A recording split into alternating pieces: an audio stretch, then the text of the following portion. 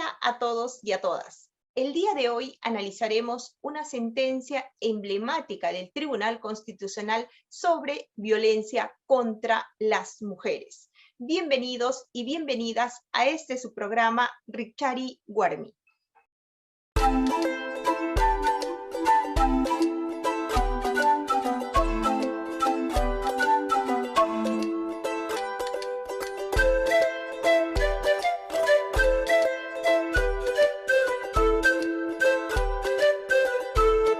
La violencia contra las mujeres y las niñas constituye una violación de los derechos humanos. Desde el estallido de la COVID-19, este problema de proporciones pandémicas se ha intensificado en los países de todo el mundo. En el Perú, diariamente un elevado porcentaje de mujeres son víctimas de violencia física, sexual o psicológica. Sin embargo, como pone de relieve la relatora sobre derechos de las mujeres de la Comisión Interamericana de Derechos Humanos, solo un reducido porcentaje de ellas recurre a las instancias judiciales. En ese contexto, uno de los problemas persistentes en relación con el procesamiento de los casos de violencia contra las mujeres en general y, en particular, en el procesamiento de los casos de violencia sexual es que, pese a la existencia de un robusto marco normativo y jurisprudencial, la mayoría de los casos de violación sexual no estarían siendo adecuadamente investigados, juzgados y sancionados por los sistemas de administración de justicia en el hemisferio, persistiendo un patrón de impunidad en el procesamiento judicial de estos casos. Es en este contexto, esto es, un persistente patrón de impunidad en el procesamiento judicial de los casos de violencia sexual, en que el Tribunal Constitucional peruano emite una sentencia emblemática en que reconoce, a la luz del corpus juris del derecho internacional de los derechos humanos de las mujeres, que la violencia contra las mujeres es un problema de relevancia constitucional. Para entender los alcances de la sentencia recaída en el expediente 05121-2015 Amparo, hemos invitado al doctor Jonathan Ávila, asesor jurisdiccional del Tribunal Constitucional, a quien le agradezco mucho su presencia el día de hoy en nuestro programa. Buenas tardes, Jonathan, y bienvenido.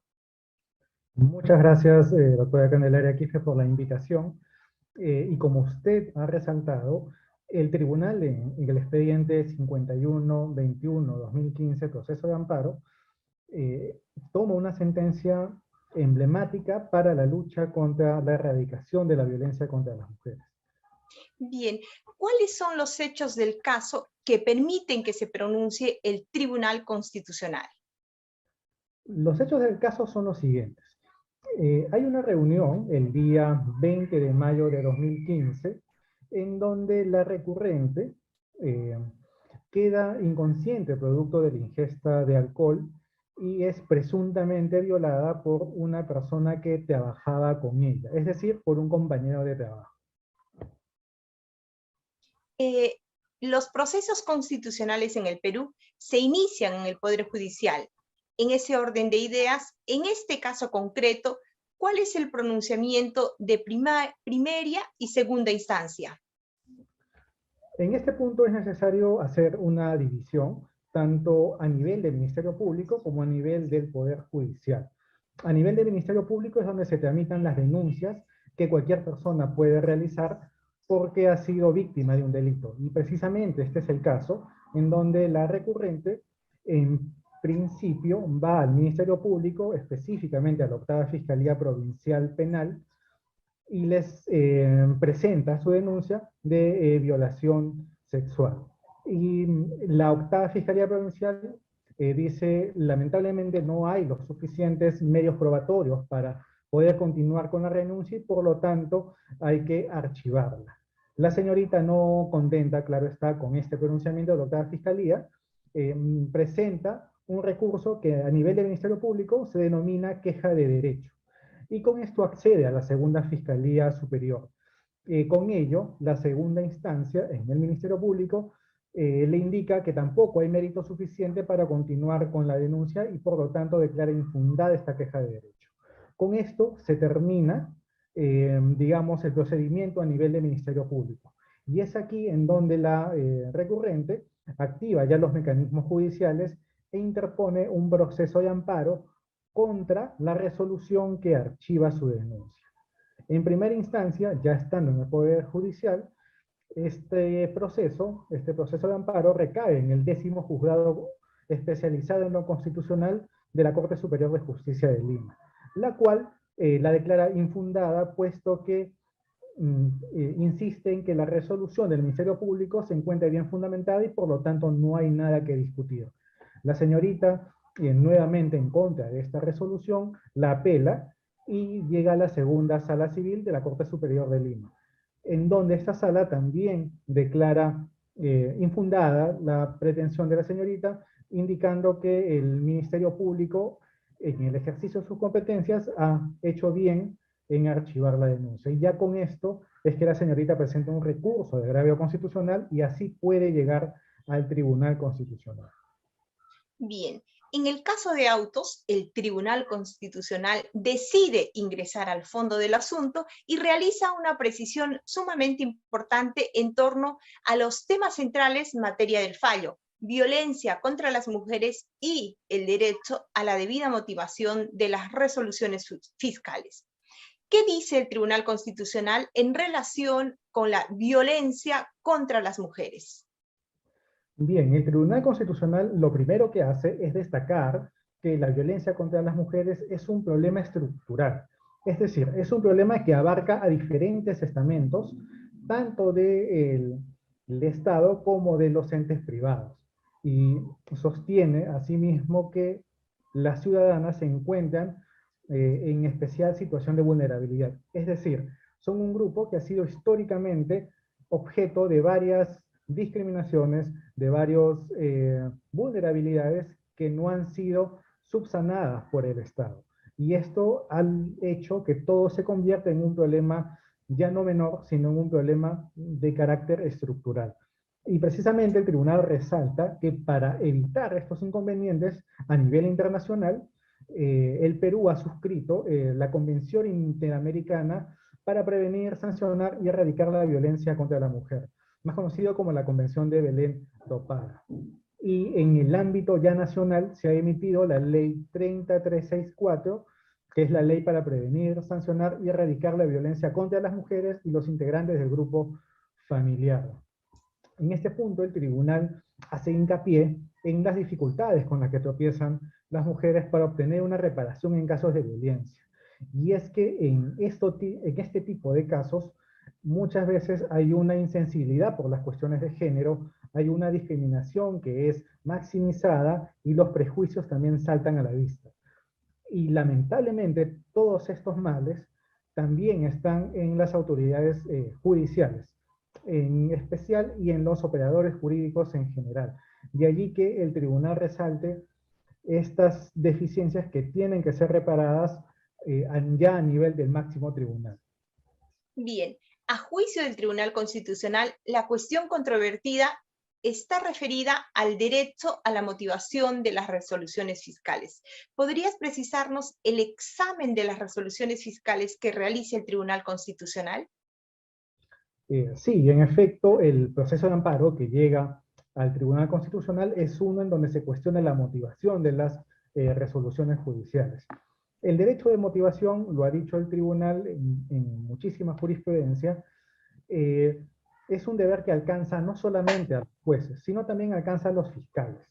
Y de allí que el deber de motivación implique que las autoridades ofrezcan las razones suficientes por las que llegan a determinada decisión. Es decir, yo no puedo decir que a Jonathan Ávila lo exculparon porque me cae bien. No es así. Tienen que ofrecerse los medios probatorios, tienen que ofrecerse las pruebas suficientes para que se pueda exculpar a Jonathan Ávila.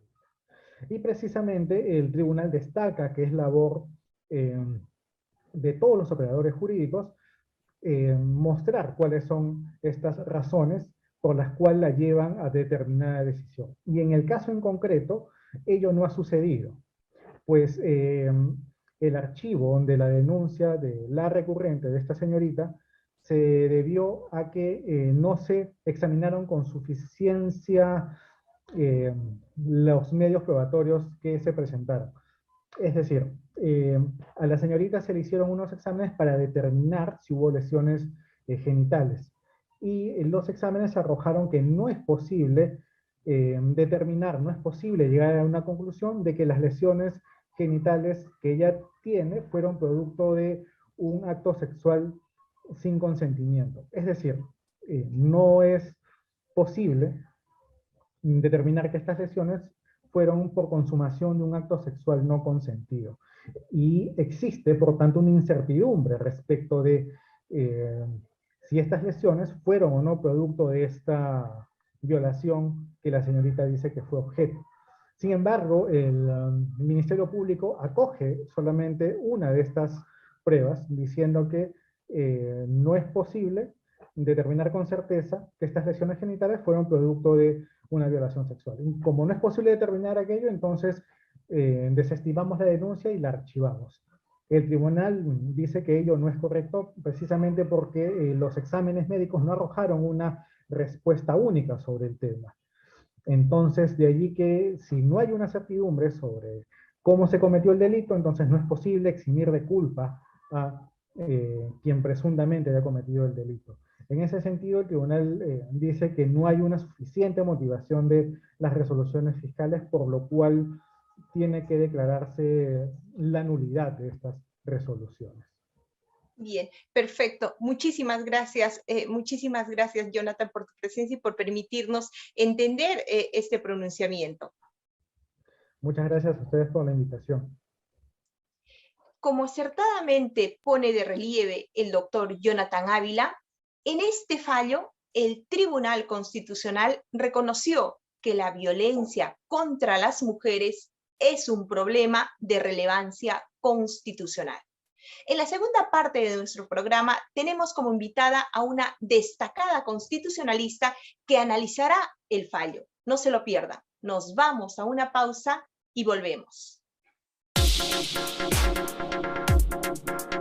Desde niños nos enseñan que la Constitución política tiene supremacía sobre las demás leyes y en ella se garantizan nuestros derechos fundamentales. En Perú, cuando alguno de esos derechos es vulnerado, podemos presentar ante el Poder Judicial varios tipos de procesos. Proceso de habeas corpus, cuando algo o alguien atenta contra la libertad personal. Proceso de habeas data, que nos garantiza acceder a información pública, conocer, actualizar, incluir y suprimir o rectificar la información referida a la persona que se encuentre almacenada o registrada en archivos, bancos de datos o registros de entidades públicas o de instituciones privadas que brinden servicio o acceso a terceros. Proceso de amparo, cuando un hecho u omisión atenta contra cualquier otro derecho constitucional no protegido por el habeas corpus o el habeas data. Proceso de cumplimiento, que nos permite reclamar que alguna autoridad o funcionario acate las normas legales o ejecute los actos administrativos que le corresponden. Si consideramos que el Poder Judicial en segunda instancia deniega la petición en cualquiera de estos procesos, podemos presentar un recurso de agravio constitucional. Esta vez, quien lo resuelve es el Tribunal Constitucional, que fallará en última y definitiva instancia. Los magistrados del Tribunal Constitucional también se encargan de resolver demandas en caso que una norma con rango de ley no se ajuste a la Constitución. En este caso, se puede presentar una demanda de inconstitucionalidad. Además, existe el proceso competencial, que permite al Tribunal Constitucional conocer de los conflictos que se susciten sobre las competencias o atribuciones asignadas directamente por la Constitución o las leyes orgánicas, que delimiten los ámbitos propios de los poderes del Estado, los órganos constitucionales, los gobiernos regionales o municipales. Si tienes un proceso en curso, recuerda que la información de audiencias, expedientes y resoluciones la puedes encontrar en nuestra página web www.tc.gov.pe.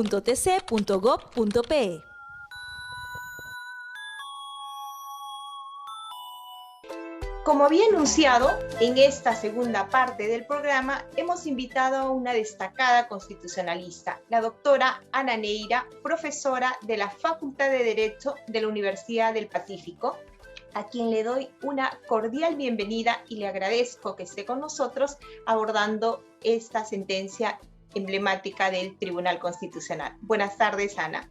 Buenas tardes, Candelaria. Muchas gracias a ti, al Tribunal, por la invitación a este programa y todos los éxitos por toda la labor que están haciendo de difundir las sentencias y todos los temas constitucionales muy relevantes. La verdad que sigo con cariño a sus programas que han comenzado a implementar. Los felicito. Muchas gracias. ¿Cuál es la sentencia, cuál es la trascendencia de la sentencia 05121-2015, proceso de amparo, en el marco de un Estado constitucional como el peruano, que además es Estado parte de la Convención para la Eliminación de la Discriminación contra las Mujeres y la Convención Interamericana para prevenir, sancionar y erradicar la violencia contra las mujeres? Y Candelaria, a mí me parece que hay hasta 3 puntos que se pueden destacar, bueno, varios, pero 3 que yo he identificado prioritariamente de la sentencia. Lo primero es que el tribunal reitera su jurisprudencia respecto a este derecho a la debida motivación, pero ya no solo limitado a las resoluciones judiciales, que es cuando generalmente entendemos aplicable este derecho, sino también para decisiones fiscales.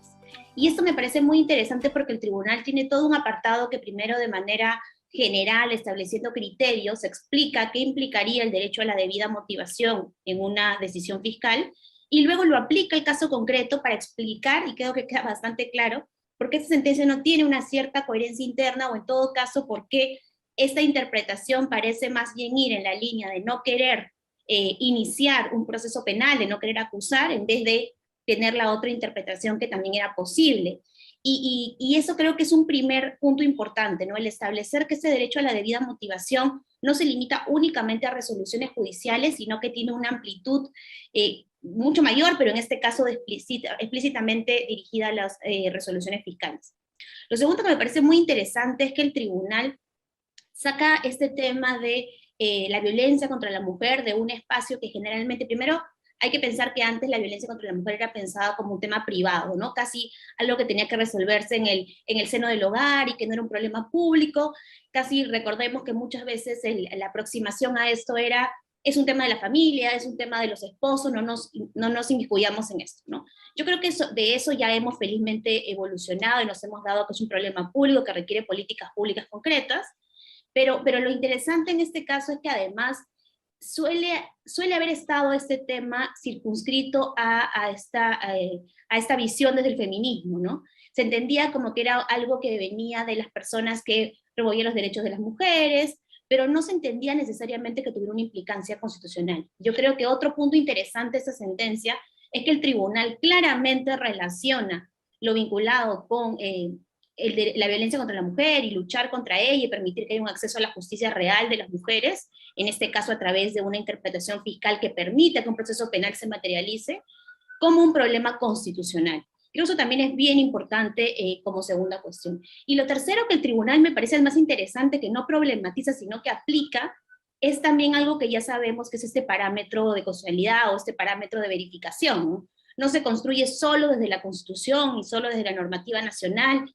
la ley que elimina las formas de violencia contra la mujer, sino que, como bien se señalaba, existe una serie de de instrumentos jurídicos internacionales, la CEDAW, la Convención Belén do Pará, y así, incluso los informes de los comités que han mencionado este tema, y hay que decirlo además, que el citado en la sentencia, yo ahora revisaba nuevamente los informes, es el último que se ha emitido formalmente respecto del caso peruano, porque a pesar que su sentencia es del 2015, ahora todavía estamos recién en el proceso de un nuevo informe de los comités sobre este punto, y yo sospecho lamentablemente que tal vez poco hayamos avanzado desde ese momento a pesar de sentencias como la del tribunal.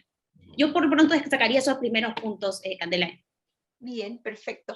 En reiterada jurisprudencia, la Corte Interamericana sostiene de manera enfática que el uso de estereotipos de género se convierte en una de las causas y consecuencias de la violencia de género contra las mujeres, condiciones que se agravan sin duda cuando se reflejan implícita o explícitamente en el razonamiento y en el lenguaje de las autoridades judiciales.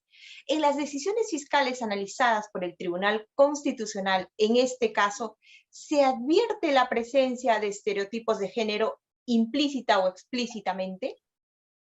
Yo creo que tal vez implícitamente, porque no es como en otras resoluciones que lamentablemente hemos podido observar, judiciales sobre todo, ¿no? Recordemos esta idea de que porque una mujer tenía una prenda de interior de determinado color, se descartaba la violación, o porque una persona, eventualmente un hombre, quería casarse y lavaba los platos, no podía haber un intento de feminicidio. Entonces, ahí claramente vemos estereotipos, ¿no?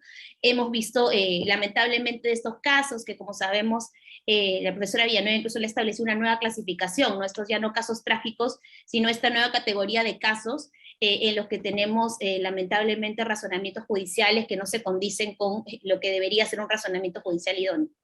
En este caso yo creo que tal vez podría haber un estereotipo de manera indirecta, o en todo caso, esta aplicación me parece, y lo dice de algún modo la denunciante o la demandante en el amparo, y también la denunciante en el proceso penal, que se establece un estándar de carga de la prueba muy alto.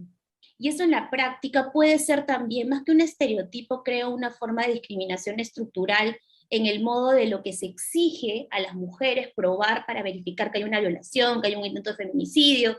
Vemos que las cargas de la prueba que muchas veces se exige son muy altas. Y esto en la práctica lo que hace, lamentablemente, es que sea casi imposible probar una violación o probar un tema de feminicidio. El tribunal cita bien sentencias de la Corte Interamericana que han señalado que por su propia naturaleza la violación es algo que ocurre en un espacio privado, cerrado, íntimo. No va a haber fotos, videos, esto no se va a producir, con lo cual el testimonio de la persona agraviada es altamente relevante. Entonces, sí preocupa que pese al testimonio de ella, pese a una interpretación según la cual con los médicos legistas habría la posibilidad de entender que por lo menos una de las opciones es que hubiera un caso de violación sexual, el fiscal o la fiscal decide que no haya un inicio de proceso, porque hay que además pensar que el estándar, digamos, o la carga de la prueba a este nivel debería ser todavía muy bajo, porque estamos recién en el ámbito fiscal. Obviamente para la culpabilidad podrá exigirse más, podrá exigirse estas verificaciones periféricas que ya ha establecido la Corte Suprema a través de sus plenos casatorios para probar casos de violencia de género. Pero no podríamos exigir tampoco pues una prueba al 100%, porque lamentablemente en casos de este tipo no se va a producir. Entonces creo que hay, por un lado, tal vez un estereotipo indirecto, al dudar intrínsecamente de ella, porque además utilizan, y aquí sí recuerdo para contestar tu pregunta, argumentos que el tribunal critica, por ejemplo su edad, por ejemplo que es estudiante de Derecho, o que se haya demorado una determinada cantidad de días en ir a denunciar. Los procesos de denuncia son procesos complicados. Uno lamentablemente no va al día siguiente a denunciar porque es un proceso difícil. Sin embargo, ella se acercó a un centro médico y tenía una prueba obtenida en ese centro médico de una universidad. Y entonces, bajo esa perspectiva, no es que no hubiera realizado ningún tipo de acción, solo que la denuncia formal todavía no era algo que yo hubiera realizado. Entonces, creo que el pretender, por un lado, este estándar tan alto de prueba, y por otro lado, el atribuirle que no hay violación porque su edad, porque es abogado, porque estudia Derecho, y porque no denunció al día siguiente, ahí creo que tal vez más en lo segundo podremos verificar algunos estereotipos que lamentablemente han permeado el razonamiento del Ministerio Público y que el Tribunal Constitucional felizmente ha logrado revertir. Bien. Finalmente, ¿qué aspectos del fallo destacarías? Sí, de plano los que mencionaba me parecen bien importantes, y tal vez uno adicional que, a pesar que hay un fundamento de voto en contra, me parece bien importante, que es esta idea de poner un poco en perspectiva la violencia de género. Y es bien interesante cómo los magistrados en la sentencia tratan de explicar cuáles son las cifras que un poco ilustran el problema estructural que es la violencia de género. Y yo creo que es interesante, y seguro es un pronunciamiento antiguo, ¿no? Pero seguro va a ser la base de lo que luego el tribunal irá construyendo también para, en el marco de los estructurales que ha ido construyendo, pueda establecer tal vez mandatos más directos que pueda luego supervisar en sus sentencias de políticas públicas concretas que puedan exhortar a los poderes públicos y privados, ¿no? Yo creo que esta sentencia fija una buena base desde la cual se puede construir frente a un problema estructural como es la violencia de género. Bien, pues muchísimas gracias a la doctora Ana Neira por estar hoy día con nosotros, y al doctor Jonathan Ávila por ayudarnos a entender los aspectos medulares de esta sentencia sobre violencia contra las mujeres. Vamos a una pausa y enseguida volvemos. Muchas gracias. Desde niños nos enseñan que la Constitución política tiene supremacía sobre las demás leyes y en ella se garantizan nuestros derechos fundamentales. En Perú, cuando alguno de esos derechos es vulnerado, podemos presentar ante el Poder Judicial varios tipos de procesos. Proceso de habeas corpus, cuando algo o alguien atenta contra la libertad personal. Proceso de habeas data, que nos garantiza acceder a información pública, conocer, actualizar, incluir y suprimir o rectificar la información referida a la persona que se encuentre almacenada o registrada en archivos, bancos de datos o registros de entidades públicas o de instituciones privadas que brinden servicio o acceso a terceros. Proceso de amparo, cuando un hecho u omisión atenta contra cualquier otro derecho constitucional no protegido por el habeas corpus o el habeas data. Proceso de cumplimiento, que nos permite reclamar que alguna autoridad o funcionario acate las normas legales o ejecute los actos administrativos que le corresponden. Si consideramos que el Poder Judicial en segunda instancia deniega la petición en cualquiera de estos procesos, podemos presentar un recurso de agravio constitucional. Esta vez, quien lo resuelve es el Tribunal Constitucional, que fallará en última y definitiva instancia. Los magistrados del Tribunal Constitucional también se encargan de resolver demandas en caso que una norma con rango de ley no se ajuste a la Constitución. En este caso, se puede presentar una demanda de inconstitucionalidad. Además, existe el proceso competencial, que permite al Tribunal Constitucional conocer de los conflictos que se susciten sobre las competencias o atribuciones asignadas directamente por la Constitución o las leyes orgánicas, que delimiten los ámbitos propios de los poderes del Estado, los órganos constitucionales, los gobiernos regionales o municipales. Si tienes un proceso en curso, recuerda que la información de audiencias, expedientes y resoluciones la puedes encontrar en nuestra página web www.tc.gov.pe.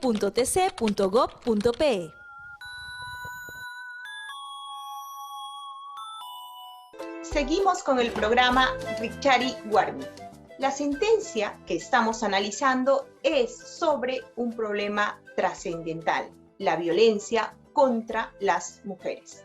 Como hemos podido advertir, en esta emblemática sentencia, el Tribunal Constitucional sostiene que, si bien el proceso de amparo no puede constituirse en una suprainstancia de revisión de toda actuación judicial o fiscal, sí le corresponde examinar a través del amparo la motivación llevada a cabo por el Ministerio Público al momento de emitir su decisión. Bajo esta premisa, examina la motivación de las decisiones fiscales y declara la nulidad de ambas decisiones por considerarlas arbitrarias e inconstitucionales. El Tribunal Constitucional considera vulnerado el derecho a la debida motivación de las resoluciones fiscales, entre otras razones, por la adopción de la decisión fiscal sobre la base de patrones discriminatorios. Con el análisis que realiza el Tribunal Constitucional, arroja luz sobre uno de los problemas centrales persistentes en los sistemas de administración de justicia de las Américas, también en el Perú: la infravaloración de la palabra de las mujeres y la descalificación de las víctimas en los procesos judiciales de violencia sexual, hecho que constituye uno de los principales obstáculos para el acceso a la justicia de las mujeres, al que a través de este fallo el Tribunal Constitucional hace frente de manera enfática. Pues bien, les invito a leer la sentencia y a ver nuestro próximo programa. Muchas gracias.